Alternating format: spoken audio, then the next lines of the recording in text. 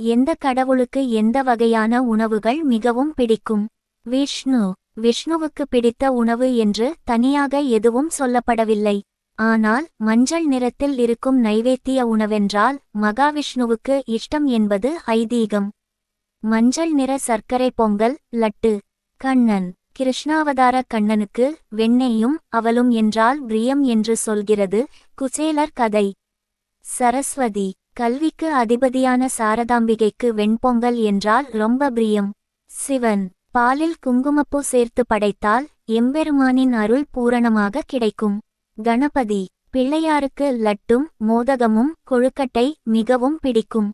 முருகன். குமர கடவுளுக்கு மாம்பழங்களும் வாழைப்பழங்களும் ரொம்ப இஷ்டம் என்கிறார்கள் சிலர். பொதுவாக பழங்களும் வெல்லமும் என்று எடுத்துக் கொள்ளலாம். ஏனெனில் தமிழ்நாட்டில் பழனி முருகனுக்கு பஞ்சாமிர்தம் செய்து படைக்கிறார்கள். மகாலட்சுமி. செல்வத்துக்கு அதிபதியான மகாலட்சுமிக்கு அரிசி பாயசம் என்றால் இஷ்டம். பாயசம் மட்டுமல்ல, அரிசியில் தயாரிக்கப்படும் அனைத்து இனிப்பு வகைகளும் அவளுக்கு இஷ்டமே.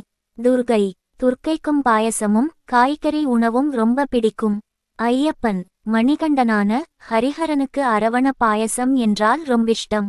ஹனுமன். சிவப்பு நிற துவரம் பருப்புடன் வெல்லம் சேர்த்துச் செய்கின்ற பண்டங்கள் ஹனுமனுக்கு ரொம்ப இஷ்டம். அம்மன். மாரியம்மன், பாளையத்தம்மன், அங்காளம்மன், கருமாரியம்மன், காளியம்மன் என தமிழகத்தில் உள்ள அத்தனை அம்மன்களுக்கும் ஆடிக்கூழ் அத்தனை இஷ்டம் என்று நம் எல்லோருக்குமே தெரியும். சனி, ராகு, கேது மூவருமே அரை தெய்வ அரை அசுர ரூபங்கள் என்பதால் இவர்களுக்கு கருப்பு நிற உணவுப் பொருட்களான கடுகு, கருப்பு எள்ளில் செய்த உணவுகள் ரொம்ப பிடிக்குமாம்.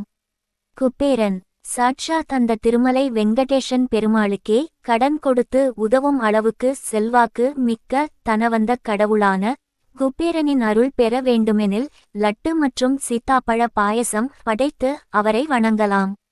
மேலும் இதுபோன்ற பல ஆன்மீக தகவல்களை தெரிந்து கொள்ள ஓம் சிவசக்தி ஆன்மீகம் எனும் நம்ம சேனலை மறக்காம சப்ஸ்கிரைப் பண்ணுங்க. நன்றி.